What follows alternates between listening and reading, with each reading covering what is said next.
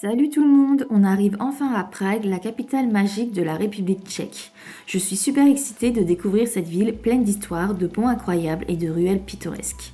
Regardez-moi ces bâtiments, entre l'architecture gothique et baroque, c'est un vrai musée à ciel ouvert. Je suis arrivée sur la plage de l'horloge astronomique. C'est impressionnant de voir cette horloge si ancienne, avec toutes ses sculptures et ses détails. La place est vivante, mais elle a un charme tranquille qu'on ne trouve nulle part ailleurs.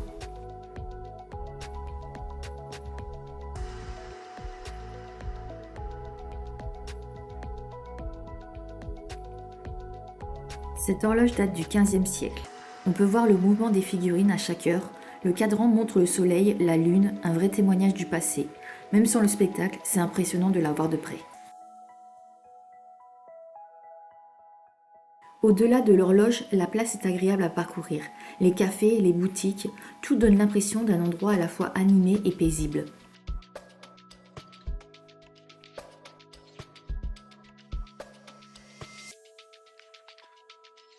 Je me dirige vers le pont Saint-Georges, l'un des plus anciens de la ville. Ses arches majestueuses et son architecture historique témoignent du passé de Prague. Depuis le pont, la vue est superbe. La rivière reflète les couleurs chaudes du coucher du soleil et les façades anciennes s'illuminent doucement, donnant à la ville une atmosphère magique.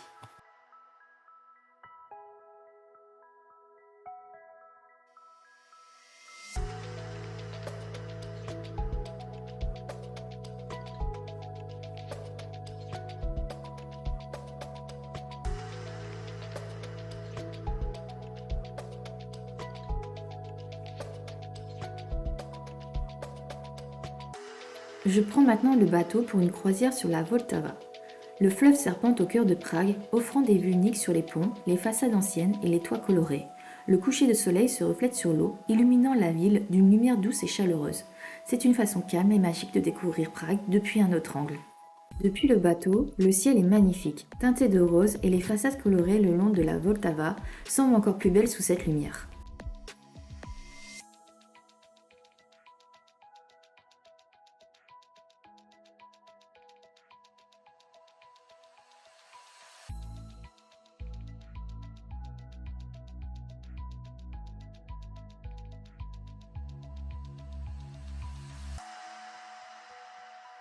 J'ai choisi l'heure parfaite pour faire la croisière. Le soleil se couche doucement, la lumière dorée éclaire les ponts et les façades, et en même temps, les premières lumières de la ville commencent à s'allumer, illuminant la rivière et les monuments. La transition entre le jour et la nuit est saisissante.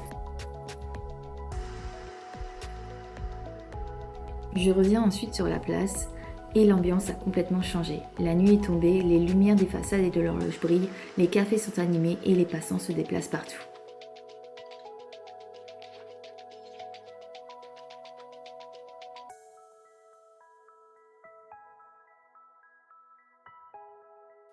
Nous sommes au lendemain matin. Je retourne sur la place et je découvre une petite ruelle où se tient un marché. Il y a plein de stands avec toutes sortes de produits. Artisanat, spécialités, locales, souvenirs. L'ambiance est chaleureuse et animée, parfait pour flâner et observer la vie de Prague le matin. On peut voir ici la spécialité, les klopasa. Ce sont des saucisses locales grillées, souvent servies dans un petit pain avec de la moutarde.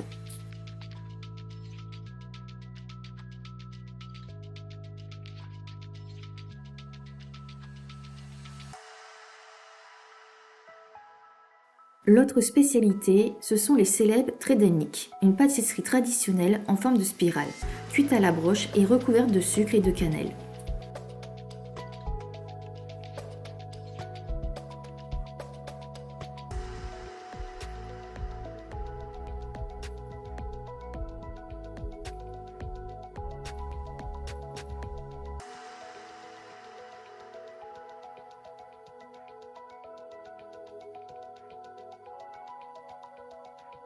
Je me dirige maintenant vers le château et j'emprunte le pont de la Légion pour y accéder. Depuis ce pont, la vue est superbe. On aperçoit notamment le pont Saint-Georges qui s'étire au-dessus de la Vltava. Il me faudra ensuite monter beaucoup de marches pour atteindre le château, mais en musique, ça passera beaucoup plus vite. Everyone, it doesn't matter what you heard, the holy or the broken. Hallelujah, hallelujah. Me voilà arrivée enfin tout en haut, et la vue est vraiment magnifique sur toute la ville.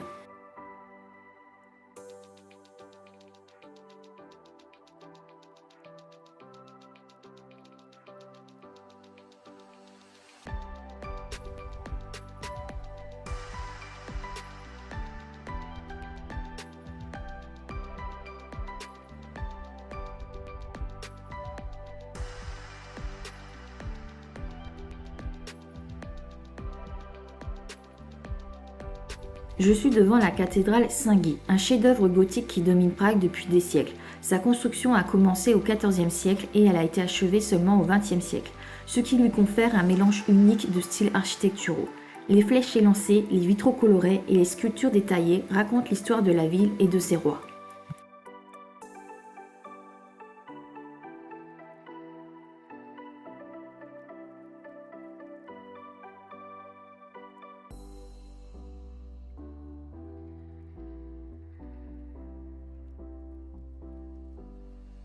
Je pénètre maintenant dans la cathédrale Saint-Guy. À l'intérieur, l'espace est immense, avec des voûtes gothiques qui s'élancent vers le ciel.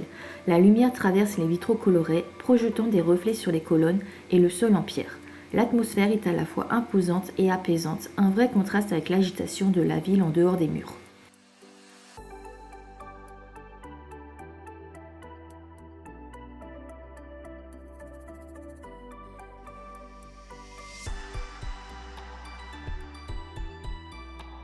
À l'intérieur, il y a un petit embouteillage autour de la célèbre statue en argent de Saint Venceslas.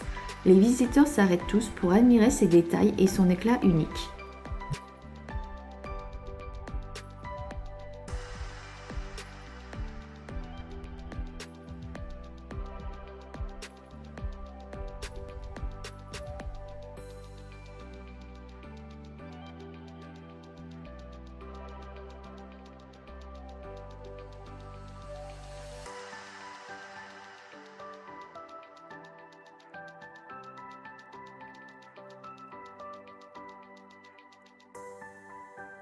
Me voilà dans la célèbre ruelle d'or, cette petite rue emblématique bordée de cottages aux façades colorées.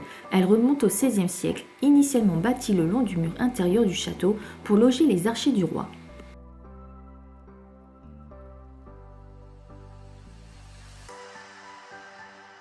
On l'appelle d'or car un temps, elle abrita des orfèvres, des artisans du métal. Et la légende raconte que des alchimistes s'y sont aventurés dans l'espoir de transformer le plomb en or sous le règne de l'empereur Rudolf II.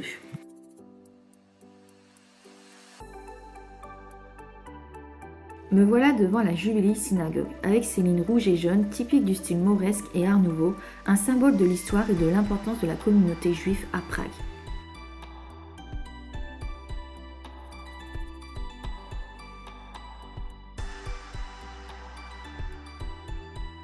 Me voici devant la célèbre Tête en argent de Franz Kafka, une œuvre spectaculaire qui était malheureusement ce jour-là hors service.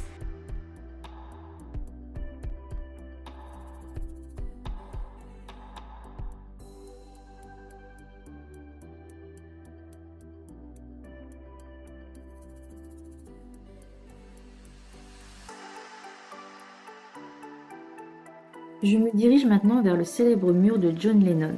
À l'origine, c'était juste un mur ordinaire, mais dans les années 1980, il est devenu un symbole de liberté et de résistance pendant le régime communiste. Les habitants y peignaient des messages inspirés par John Lennon et les Beatles. Aujourd'hui encore, ils changent sans cesse. Chacun peut y lisser sa trace, un mot, un dessin, un message de paix.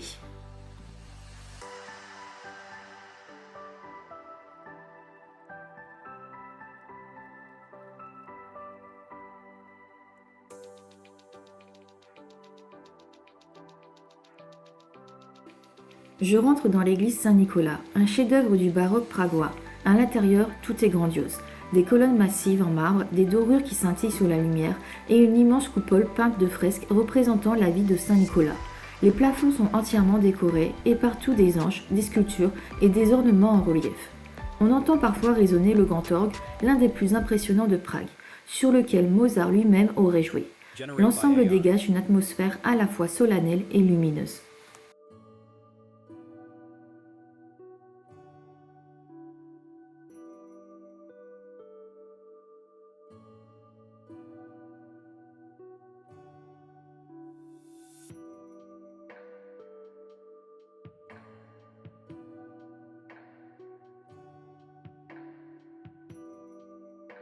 Je me rends maintenant dans l'un des passages les plus étroits de Prague. Il est tellement petit qu'il y a même un feu tricolore pour réguler le passage des piétons. L'escalier est si serré qu'on ne peut passer qu'une personne à la fois. C'est à la fois insolite et amusant et ça mène directement vers une petite terrasse avec vue sur la rivière.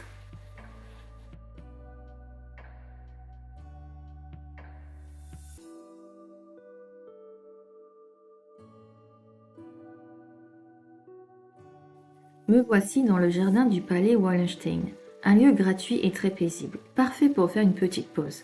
C'est un grand jardin symétrique avec des allées bien tracées, des statues et une belle vue sur le château en arrière-plan. Et au fond, il y a le fameux mur de la grotte, un mur gris sculpté pour imiter la roche avec des formes étranges et un peu mystérieuses.